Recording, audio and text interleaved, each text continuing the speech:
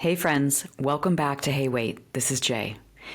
If you've ever been taught that your worth comes from being undemanding, helpful, or small, or that your worth comes from high achievement and external success, and you've gotten used to hiding your pain or your boredom behind performance, you are not alone.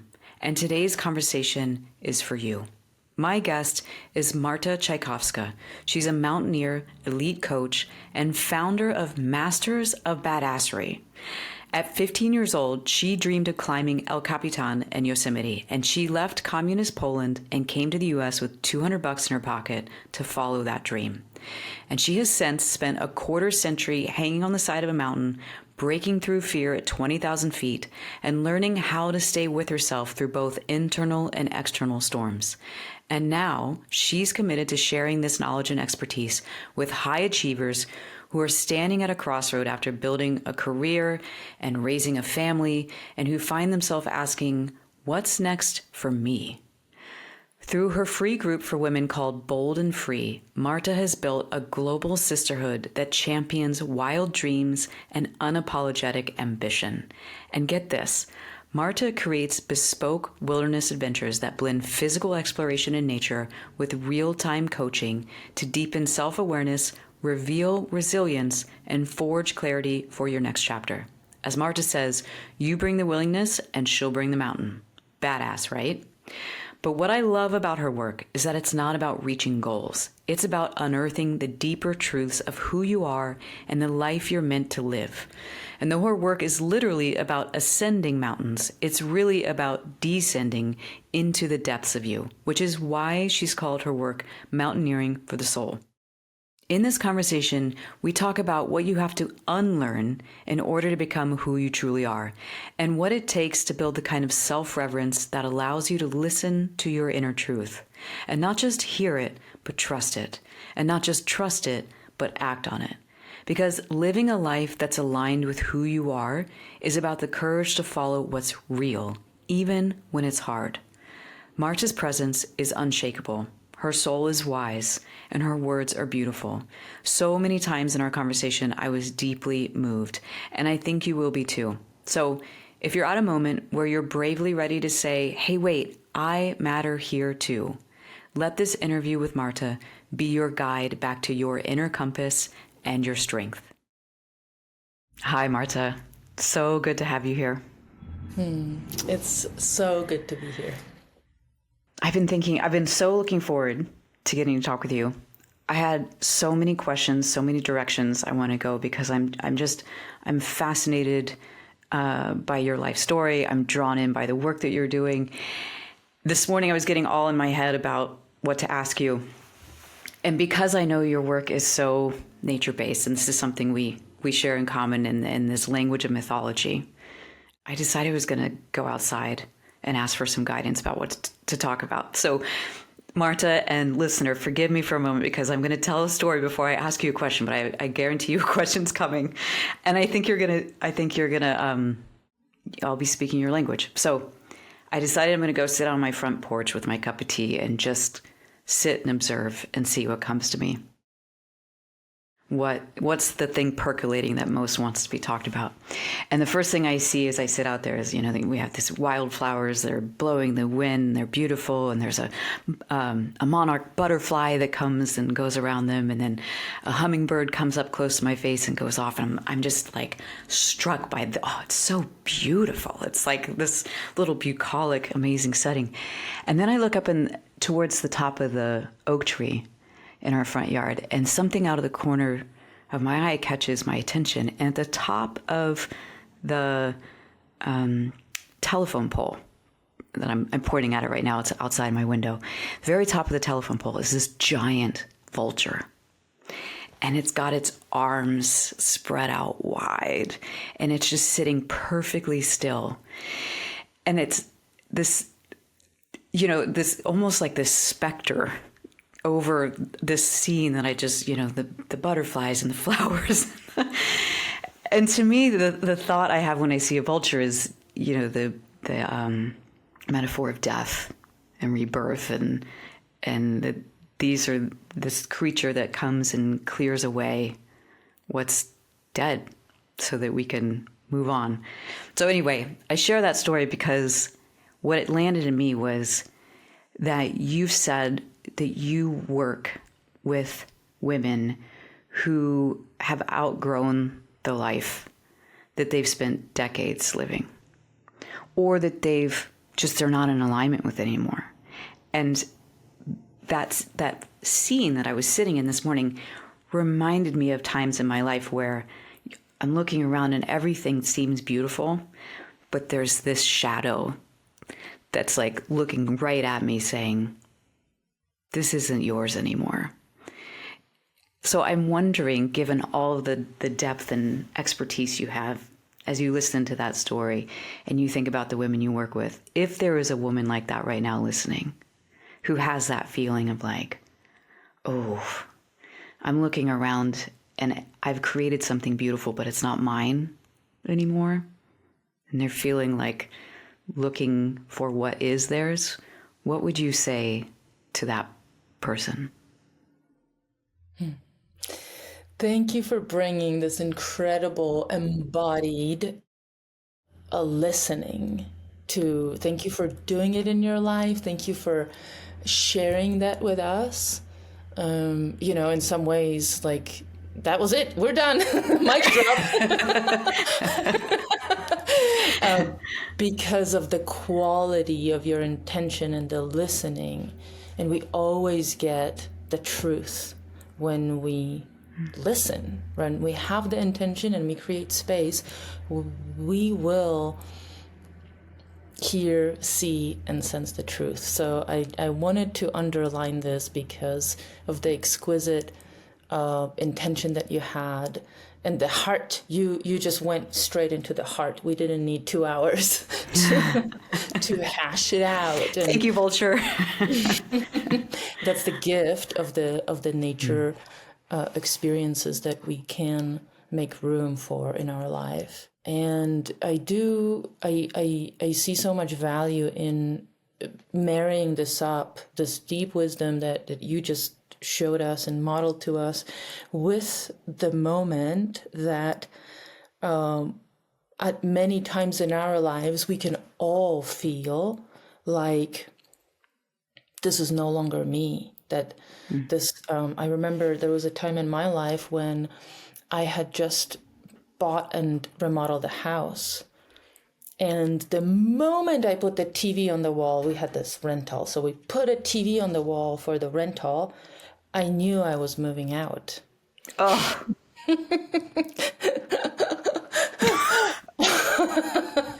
And it was terrible. Now it's funny because of the journey that it took me on. And now it's a funny story. But it was, I spent a year remodeling a house on my knees. And the moment the completion reached, I knew I had to go. Not because anything was wrong, but because there was a bigger life.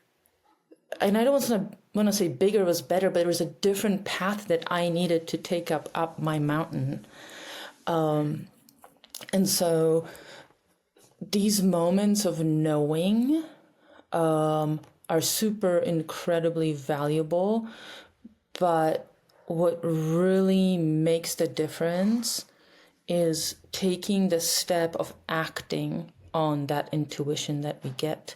So imagine everybody, if Jay went out and saw the butterflies and the vulture and then said, no, that's stupid. I'm not going to lead with that. Right? And let me tell you, I almost did. I did. I came back in and I was like, I can't lead with that. That's ridiculous. First off, I'm going to monopolize the beginning by telling a story and not letting my guests speak. All of these things went through my head. But then I guess because I am someone who's practiced at listening, I was like, all right, Fields, you got to do it. See where this is going to go. So I want to tell everybody that if I didn't listen in that moment to leave after I hung the TV up, I would have never entered the most amazing, rewarding growth of my life that led me to really living my highest, I don't like potential, living my highest purpose, living from the biggest place. That path of leaving and driving away in the car, following my intuition, was exactly what I needed to do at that moment. And no amount of staying in the house and, buffing out the windows would have taken me there. And those are generally moments where our courage is being tested. Well, yeah, I mean, you telling me that moment of the TV going up and then knowing, it moves me. I can feel the tears welling, and how, in retrospect, like you said, it's funny and like what a great anecdote, but it had to have been terrifying. Yeah, I mean, for me, it was the most terrifying moment of my life to finally face everything that kept me from living what I knew was mine. Right? So, and it was a beautiful moment, and I'm so grateful for it and everything that followed. And I am mostly grateful for having listened to my knowing in that, right? That it would have been so easy to be like, okay, no, let's just see, Yeah. let's just see how it goes. What do you think made it possible for you to listen to that knowing? I have some answers, but I'm actually listening for a deeper answer, which is I knew that the reasons for me to stay were fear-based, and I had fear about driving away, but it was love-based. So what is the current of my decision? And in this way, action is neutral. I just want to make sure that for someone listening, staying is the current of love. Right. That it's the truth behind the action, our motivation, our intention. That I knew I had to grow myself as a person alone, without the house and a TV. That was so clear to me. And I was afraid what I might find, but I knew that the other way was a cop-out. I knew that. I think that's so important that you made the distinction, because I think so often the leaving is the cop-out. Right. I've definitely, I can't tell you how many situations I've left where I could convince myself, like, well, look how brave I am. But really, it was the easier, less honest path. And so I think that distinction is so important. Is it the energy, moving towards the energy of love and away from the energy of fear? And that doesn't necessarily look the way your mind would interpret what the quote unquote big step or huge action is.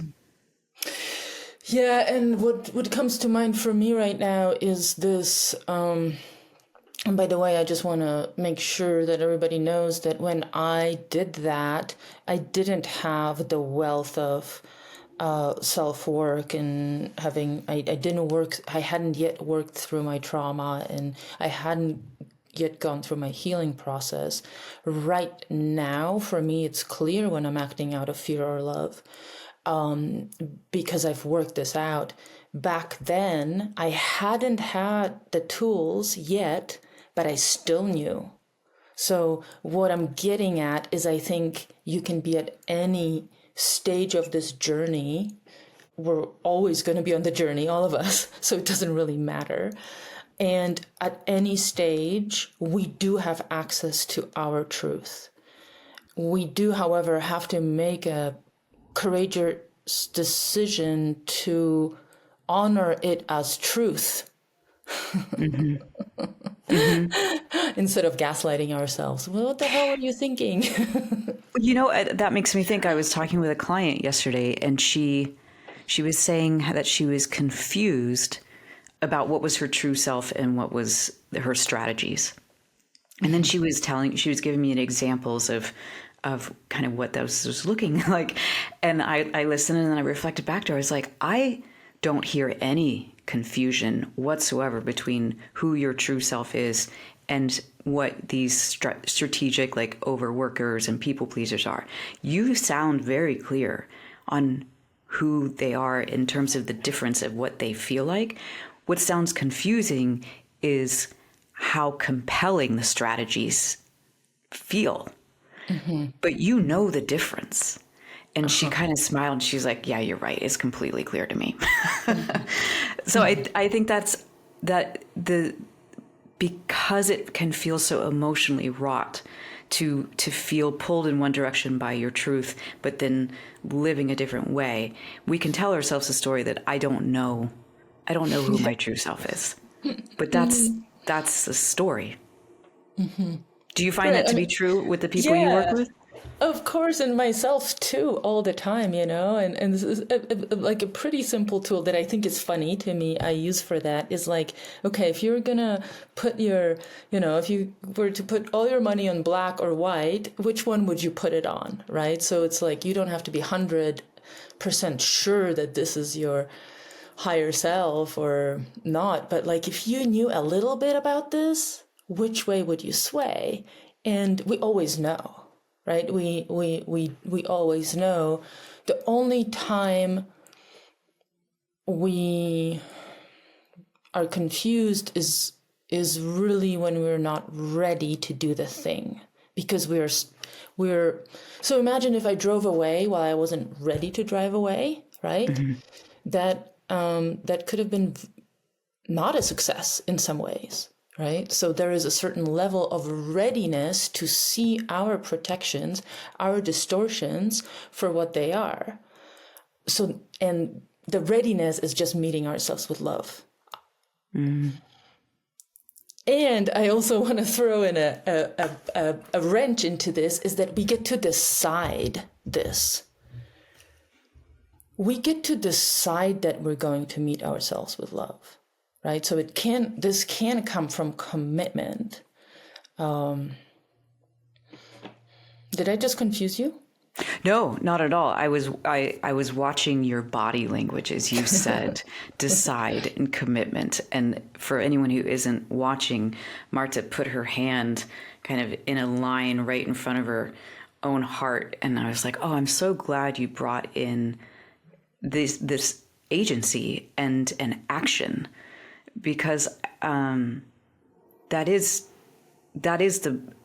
the juice that transforms things. So continue, keep unpacking that if there's something else you wanted to share. Thanks for noticing this, because I embodied it. You saw it, right? I was like, that's what decision feels like, is that I don't know how I'm going to do this, what I'm going to do, how it's going to pan out, but I am 100% committed to me showing up in a certain way. And to make it really simple, I call this self-reverence. For me, self-reverence is it's just a word that works better for me than self-love and self-respect. Maybe because it's a fancy word. And not commonly used, but self-love can feel really difficult for people. Like, I just don't feel it. Yeah. Self-respect can feel a lot of like externally focused, like, you respect someone who's respectable. Mm-hmm. And for me, the practice of choosing on purpose to revere myself as good. And it could be as simple as saying good. We can say other words, but generally where we get tripped up is in our child self, and the child understands the word good and bad, right? And so for me, the commitment to self-reverence is something that creates a safe passage through all of these difficult transitions. The word reverence to me has a resonance. It has an embodied piece to it. And, since we're talking about words, I'm a big word geek, and I think language is really important. And I can tell you're a beautiful writer. The way that you speak is very intentional. So I want you to talk to us about the word badass, because the name of your company is Masters of Badassery, which is like the best name. And I could see where someone might look at that and think, well, Marta's a badass because she's, this mountaineer and she's adventurous and she's done all this stuff in her life, but I'm not a badass. So how do you define badass? Yeah. So the name came from my client.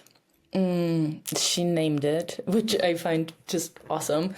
I was working with this woman who has never been athletic, and she was really drawn to the mountains. We met, she wanted to do coaching, and then slowly she was like, I'd like to climb some mountains. She's never done she's done some hiking. She's a hiker, but so for her it was very vulnerable to even speak to this and to even at all mention it. It was so outside of her identity that she had at the time. And we did a year of climbing different mountains, and at the end she said, I am drawn, my mythical story is pulling me towards doing more of this. I don't know what this looks like. I don't know why, but I want to do more.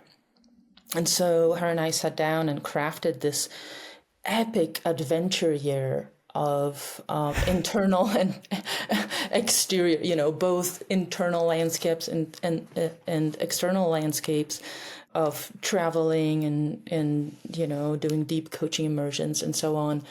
And we crafted it, and she looked at me, she goes, this is my Masters of Badassery. And I was like, well, can I use that? Because this is perfect. Oh my God. So for her, and there's so much resonance with what her journey and what I'm here to do is, for me, badassery is daring, imagining, desiring, and then taking action of what's aligned for us. For some, it can be a mountain. For me, certainly, it was my way of claiming myself. So this is the world I live in, but mountains don't have, they're not the only thing that can bring badassery to our lives. And so to me, it's a decision how to be with ourselves and to fiercely follow the desire that shows up in us with self-reverence and commitment. I'm listening to you and I'm thinking back to words that you wrote to me. And I'm feeling called to share them here because as I'm hearing you talk about badassery and you embodying this work that you're doing now after all that you've claimed for yourself, I could imagine someone listening who's never met you before is thinking, oh, well, Marta's always been this way. Like Marta's always been this person who's been aligned with herself and moves in the world in this really bold way. So I want to share something that you wrote. You said, for most of my life, I believed I had to earn my worth by disappearing, by being easy to love, undemanding, helpful, small. I grew up in Poland where longing lived in the body like static and where survival meant obedience, silence, and shrinking. I learned early how to hide my pain behind performance, how to trade truth for safety. So I share that because I think many people listening will identify with those words. And I want to point out that you are the same woman who said those words, who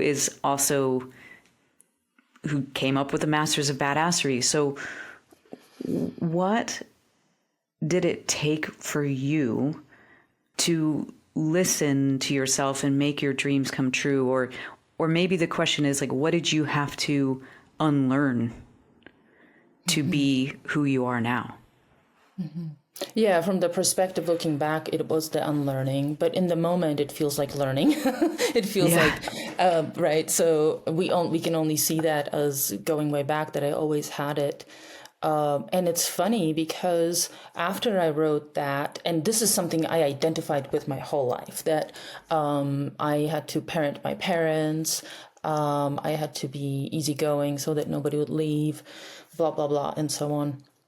I had to stay small, not speak up. But I spoke to my mom recently, and I was asking her what kind of child I was. And she said, "You're always really good at overcoming difficulty." And it was so interesting to me because this was never part of my self identity. I was like, oh, I'm just like, just barely trying to survive is all I'm doing.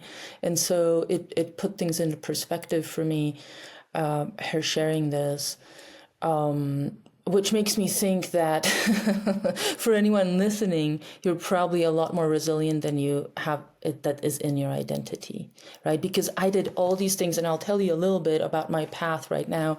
I did so many courageous, incredible things in my life while believing that I wasn't resilient, strong, or I had anything to give, so. Say more about Maybe, that.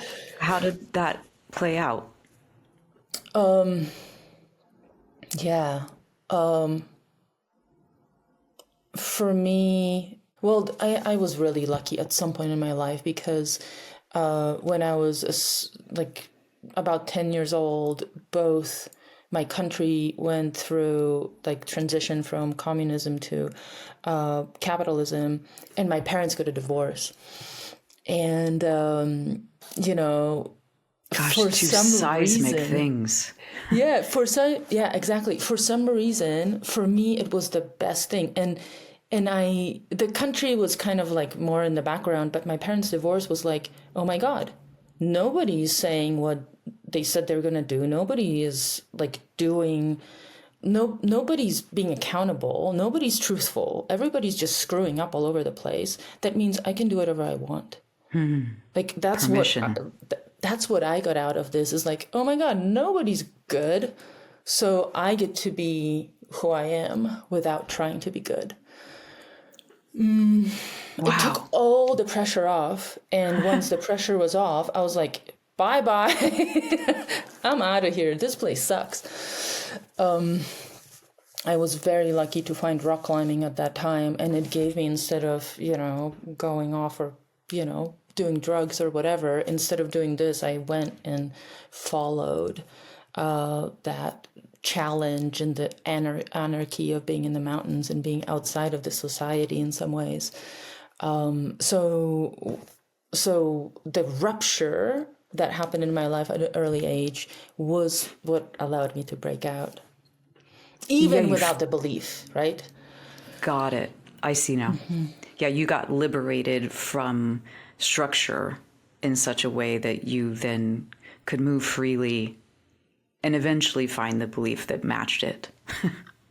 Right, right. The working on the belief took the longest, right? I was doing the action, like I was 20 and I came to United States. I had $200 and that was it. That was my ticket out, and I was going to go rock climbing in Yosemite, and I did all this, and it turned into this epic adventure that, later turned into me moving to United States. So like there was a lot of action that Yeah. I did that helped me develop the belief.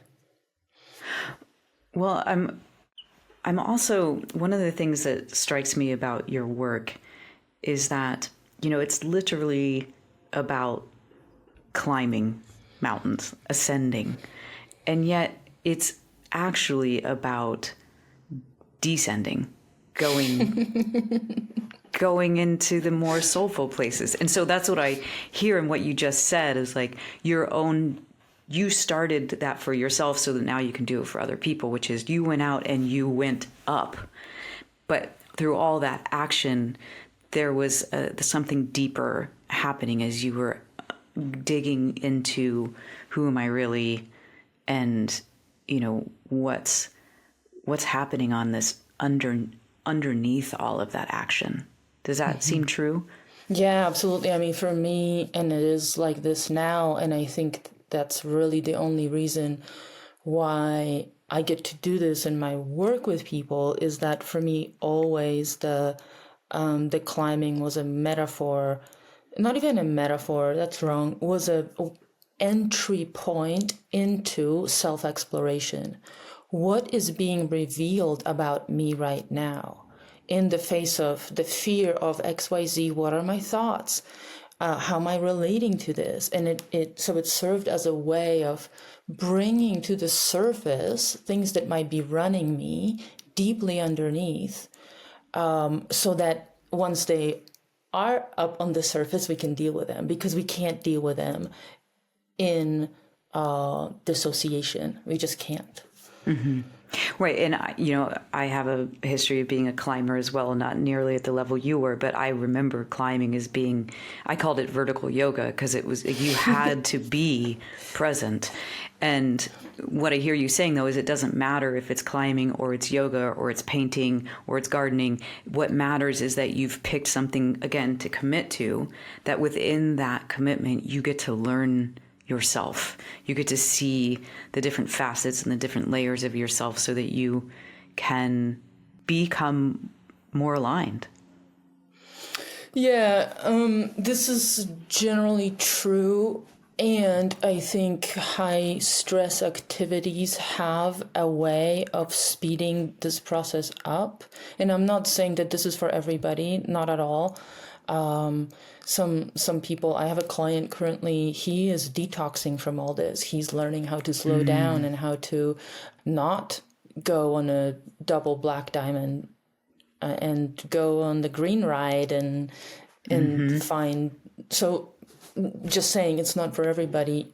And for those of us that feel stuck, or like maybe you don't, whoever's listening, you don't know where that next step is, or you feel like you don't have a way out of this, likely a knitting project will not help you all that much. Fair enough. So and do you think that's because, oh, excuse me, I'm sorry. So I was going to say, do you think it's, we did it again. You go.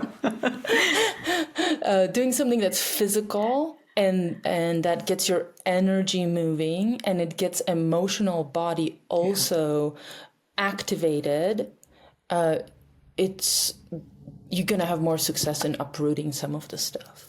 And this is the question I was going to ask, is do you think it also has something to do with the nervous system, right? That unless you are mimicking stress and putting your nervous system into the states that it might typically be unconsciously in, you can't make your stressed self conscious.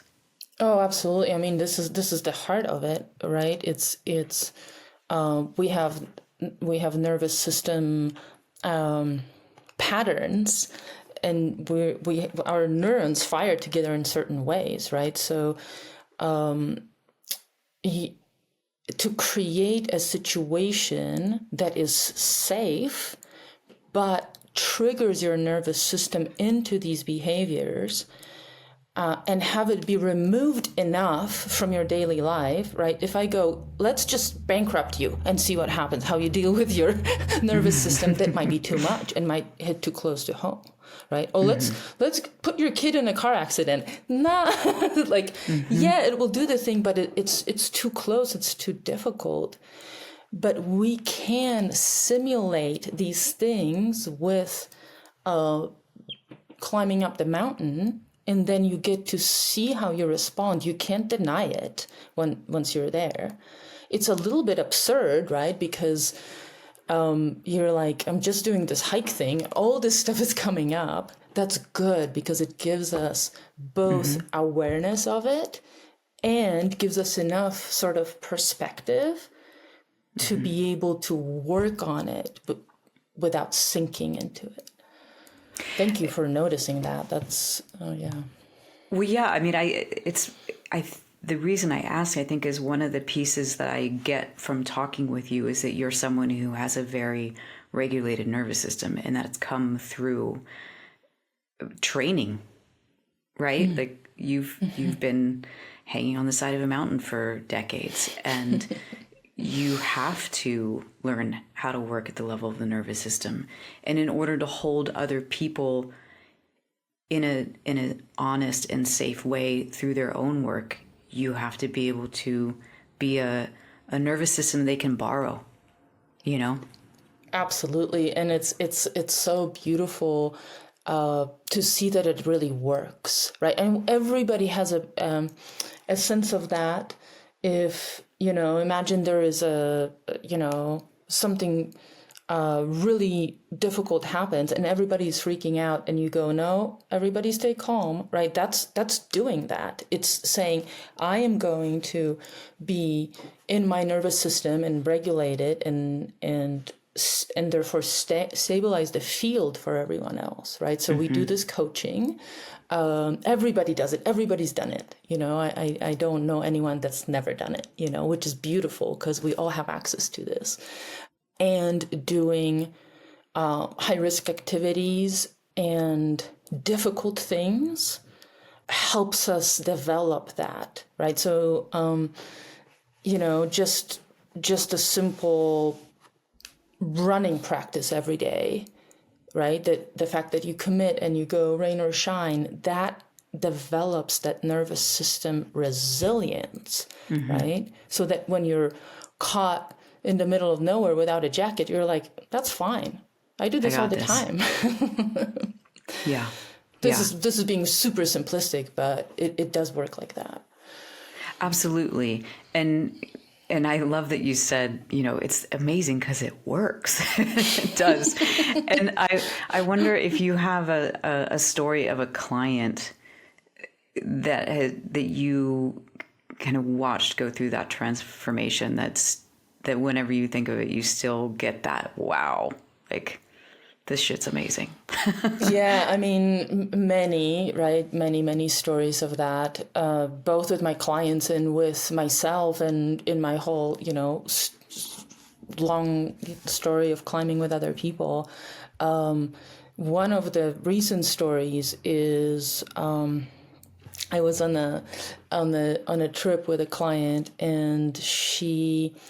we were going to do this Mount Sopris. This is in Carbondale in Colorado. And so the night before, we were sitting there, and we're starting to talk a little bit about the details. And I'm like, what time do you want to get up? And I'm like, what time do you want our, to I'm going to call a friend and say, if we're not back by 6 p.m. or whatever, it's time to worry about us, So we're going through all this, and my client goes, what do you mean? I've never been out for more than 3 hours. So all of the sudden in this situation, she goes, what, you want me to wake up at 5 and at 6 p.m.? Like, that's where we get in trouble? There's no way. I'm like...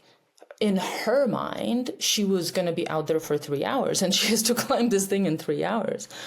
And so that moment of her, like, uncovering this limiting belief, right? Where else is she thinking about herself that she can only do something this much? Well, she can probably do 33 hours, no problem. I mean, it's going to be painful. It's not going to be pleasant, but I guarantee you she could have done 33 hours right then, right? So for her to, and so we coached about it, and she was still just like, oh my God, I don't know what's going to happen. And, a little bit later, she did a 17-hour day, So this is someone who didn't believe she can do 4. Right. Right. And it's just seeing that limiting, like uprooting that and going, oh, you've been running your life around this for so long, and then going, well, let's just see what reality brings. Right? Let's annihilate this in the process and see where you really start feeling like you can't go anymore.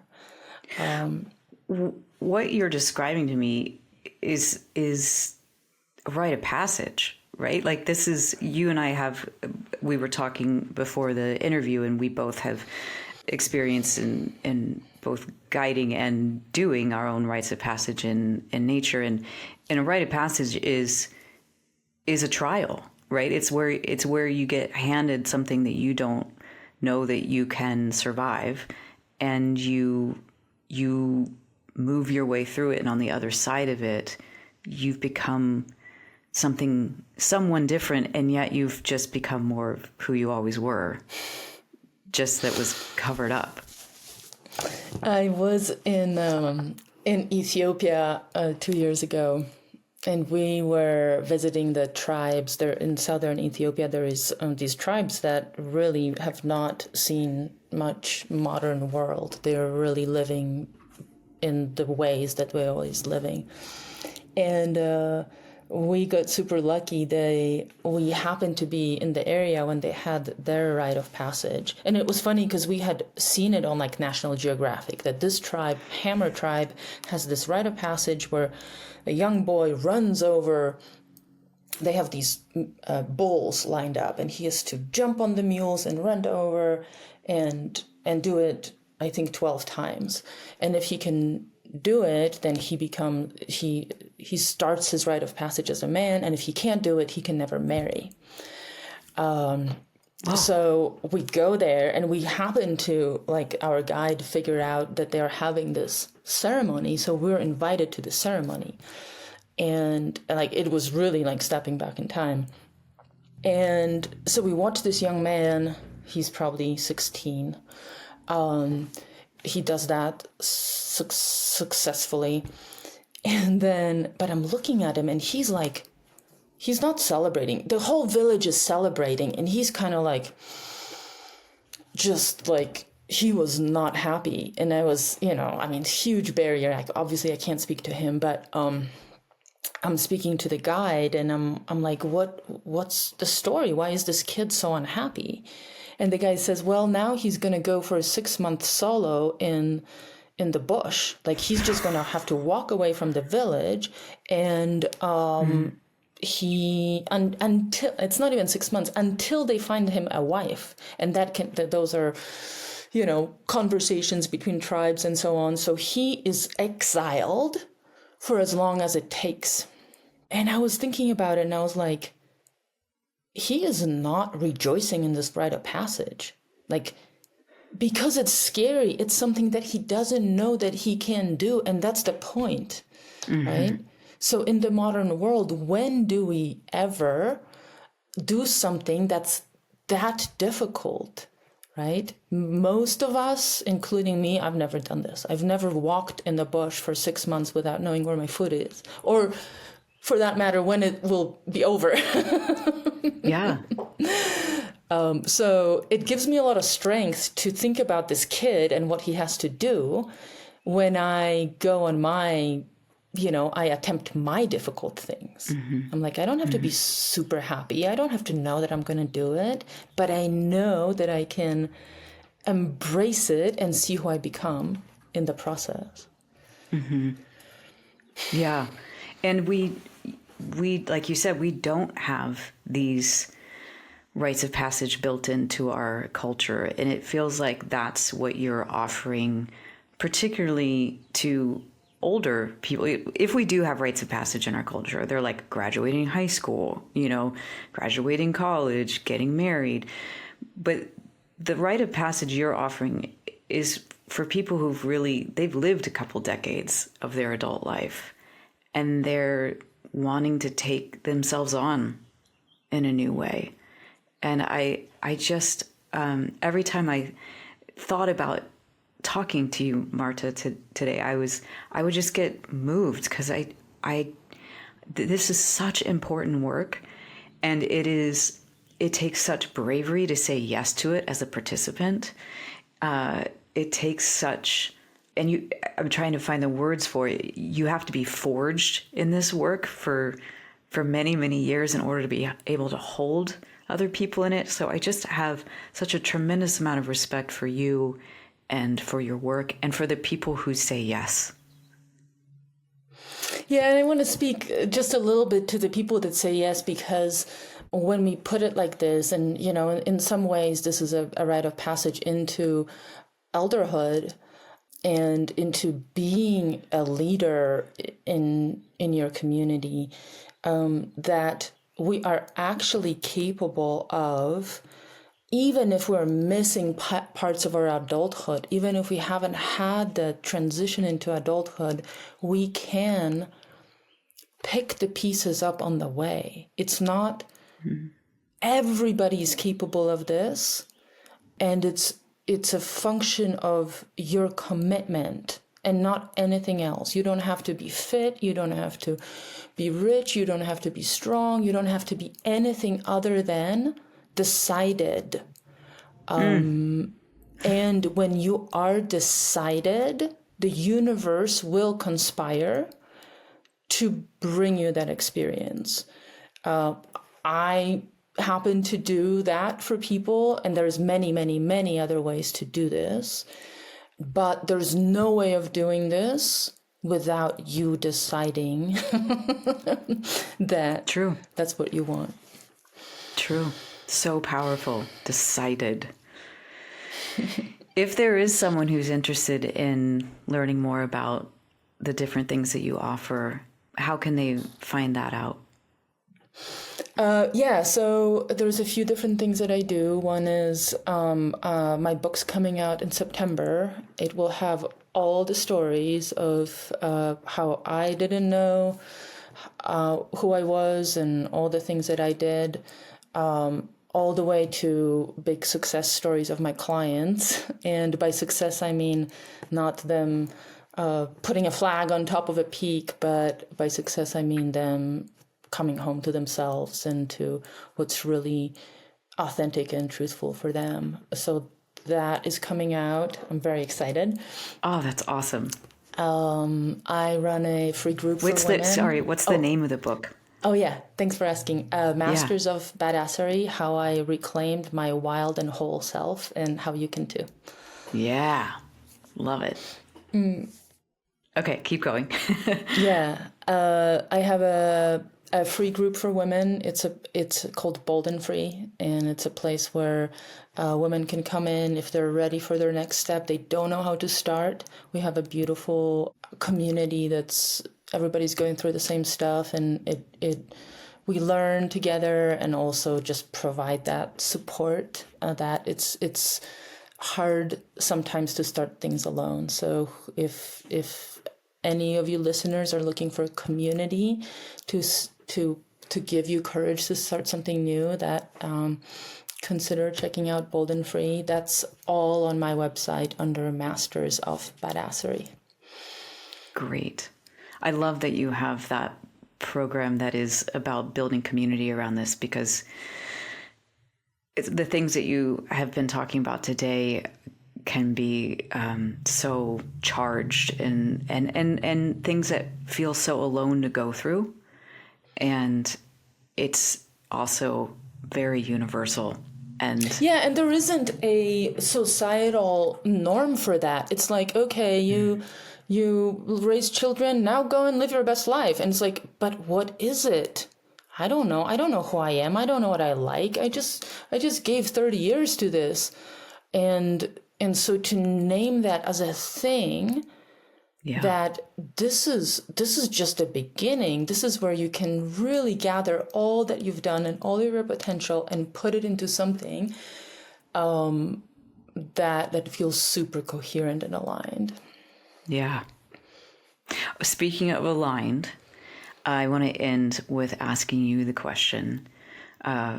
You've shared so many different ways that you have aligned to yourself over the years. What's a practice that you have or a ritual that you have that helps you align with yourself or stay true to yourself on a day-to-day basis? Well, it's really funny because it's basically what you did this morning. Perfect. That's really funny. For me, I know that I am upstream from everything in my life. So if my nervous system is dysregulated, or if I am working through something, it's going to show up downstream. So my first commitment is to my nervous system. And of course, life is complex, and it can be, 5 minutes at the airport kind of thing, or, even in the middle of an important conversation, creating a moment of checking in with myself and checking in with my body, creating a space of what do I feel, what do I need. And so these can be microsecond practices.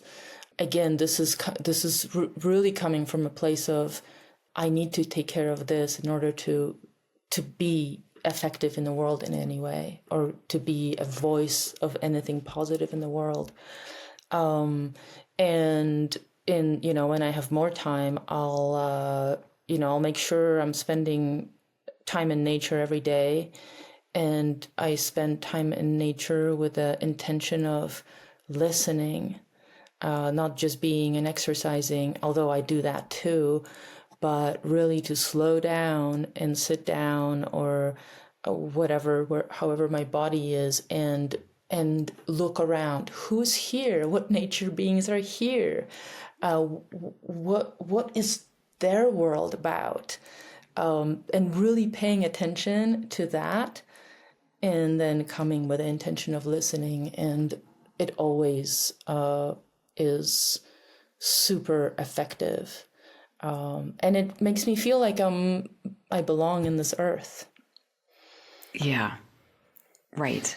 Which is that in and of itself is medicine for the dysregulated nervous system and the busy mind that is convinced that you're separate and you have to be self-sufficient and make things happen. Yeah. I'll share last thing. I was sitting down and with my intention of listening the other day, and I looked around, and all these plants were there, and they were soaking up the sun. And I was in this beautiful place in this little canyon, and they're all soaking up the sun, and they're there, and they're alive. And I was like, oh my God, they're not worried at all.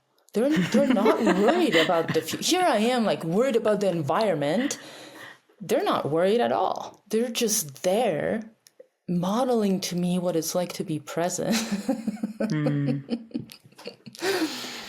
And that's why nature is so important, because I have the same sorts of experiences there, where it's like, oh, this world that I live in my head is not real most of the time.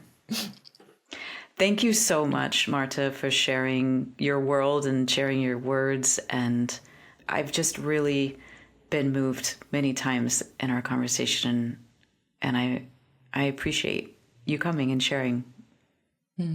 Yeah, for me as well. It's been such a easy place for me to share what's so important to me, and thank you for bringing the listening and really seeing who I am.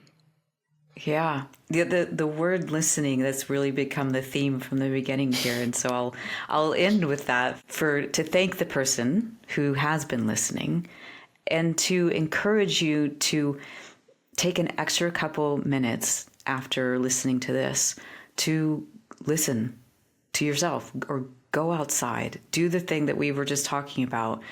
You don't have to be deep in a canyon. I was in my front yard. The mail truck went by, the neighbor's worker was out there, but I still got the deeper messages, or when you go out to listen, you will be communicated to, for sure. So I hope that you take the time to do that. If you know someone who needs to listen to this podcast, please share it with them. And I'm going to say to all of us out there, hey, wait, remember that your insides matter, and the right people will meet you there. So stay with yourself, and I'll see you next week.